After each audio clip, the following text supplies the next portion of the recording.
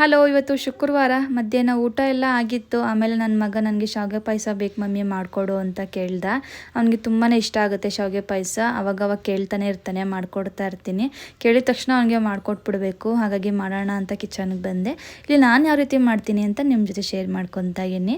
ಇಲ್ಲಿ ಒಂದು ಪಾತ್ರೆಗೆ 1 ಸ್ಪೂನ್ ತುಪ್ಪ, ದ್ರಾಕ್ಷಿ, ಗೋಡಂಬಿ, ಶಾವಿಗೆನ ಆ್ಯಡ್ ಮಾಡ್ಕೊಂಡು ಸ್ವಲ್ಪ ರೋಸ್ಟ್ ಮಾಡ್ಕೊತೀನಿ. ಇದಕ್ಕೆ ಇಲ್ಲಿ ಕಾಯಿಸಿರೋಂಥ ಹಾಲನ್ನ ಆ್ಯಡ್ ಮಾಡ್ಕೊತಾ ಇದ್ದೀನಿ. ಕನ್ಸಿಸ್ಟೆನ್ಸಿ ನೋಡ್ಕೊಂಡು ಎಷ್ಟು ಬೇಕೋ ಅಷ್ಟು. ಹಾಗೆ ಇಲ್ಲಿ ನಾನು ಮಿಕ್ಸಿ ಜಾರ್ಗೆ 5 ಬಾದಾಮಿ, 5 ಗೋಡಂಬಿ, 1 ವಾಲ್ನಟ್ಟು, 2 ಏಲಕ್ಕಿ, ಸ್ವಲ್ಪ ಸಕ್ಕರೆ ಹಾಕ್ಕೊತಾ ಇದ್ದೀನಿ. ಪೌಡ್ರು ಚೆನ್ನಾಗಾಗಲಿ ಅಂತ ಅಂದ್ಬಿಟ್ಟು ಸಕ್ಕರೆನ ಆ್ಯಡ್ ಮಾಡ್ಕೊತಾ ಇದ್ದೀನಿ. ಇಷ್ಟನ್ನು ಪೌಡ್ರ್ ಮಾಡಿಕೊಂಡು ಇದಕ್ಕೆ ಆ್ಯಡ್ ಮಾಡಿಕೊಂಡು ಹಾಗೆ ಸಕ್ಕರೆ ಇನ್ನೊಂದು ಸ್ವಲ್ಪ ಹಾಕ್ಕೊತೀನಿ ಸ್ವೀಟ್ನೆಸ್ಗೆ.